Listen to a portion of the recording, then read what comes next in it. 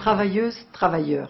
Le chômage est une des causes essentielles de la réduction du niveau de vie et de l'insécurité permanente de l'emploi. Il va de pair, pour ceux qui ont gardé un emploi, avec l'augmentation des charges de travail, l'aggravation des conditions de travail et de toutes les pressions.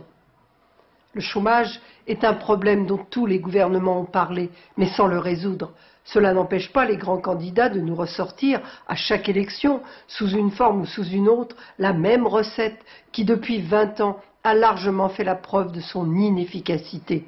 Diminuer les cotisations sociales et les impôts des employeurs sous prétexte de les inciter à embaucher. Cela a creusé le déficit de la sécurité sociale, augmenté le déficit de l'État, mais n'a pas créé le moindre emploi. Les patrons n'ont fait qu'encaisser, mais n'ont pas créé d'emploi, puisqu'ils pouvaient ainsi augmenter leurs profits sans embaucher. Diminuer les cotisations sociales, c'est le credo commun à Sarkozy, Bayrou et Le Pen. Mais c'est aussi ce que propose Ségolène Royal avec son contrat Première Chance, qui consiste à fournir pendant 1 an de la main-d'œuvre gratuite aux petites entreprises et éventuellement, par leur intermédiaire, aux très grandes. Le gouvernement, comme ses prédécesseurs, manipule les statistiques pour faire croire à la baisse du chômage. Mais il n'est que de voir le nombre de plans sociaux, de licenciements collectifs, de fermetures de lieux de production pour juger qu'il n'en est rien. Ces licenciements sont véritablement, essentiellement, des licenciements boursiers, destinés à augmenter les profits et de ce fait à maintenir ou faire monter le cours des actions en bourse.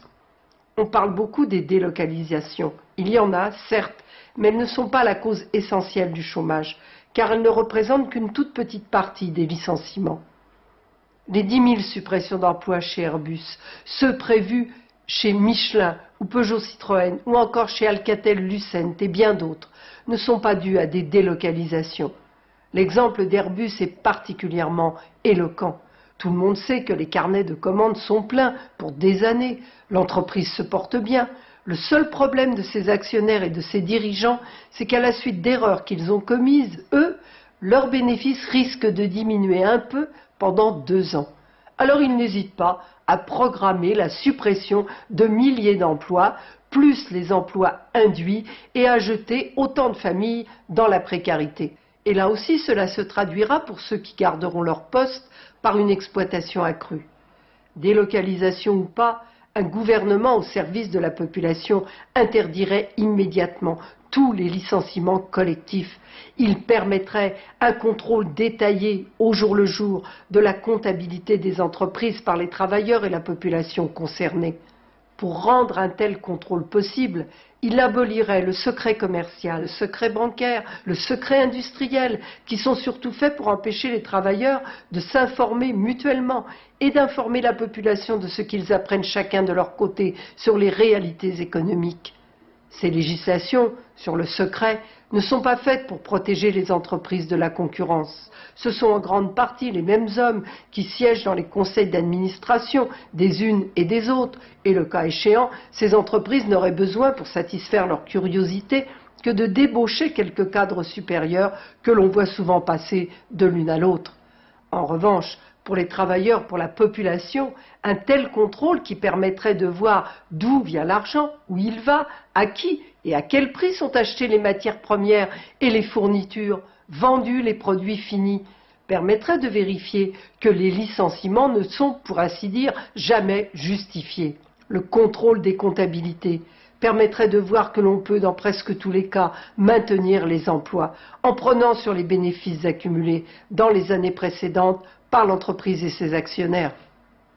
Il faudrait aussi revenir immédiatement aux 35 heures, sans dérogation, interdire les heures supplémentaires et remplacer celles qui seraient nécessaires par des embauches supplémentaires.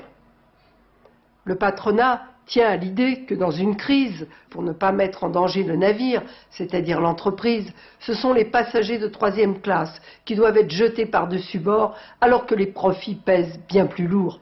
La souplesse pour affronter la concurrence, ce sont le patronat et les profits passés et présents qui doivent la supporter et pas les travailleurs. Le contrôle permanent sur les comptabilités montrerait aussi que cela est possible sans couler le navire. Voilà quel serait le programme d'une candidate ou d'un candidat qui voudrait vraiment lutter contre le chômage. C'est pourquoi je vous demande de voter pour un tel programme que je suis la seule à représenter.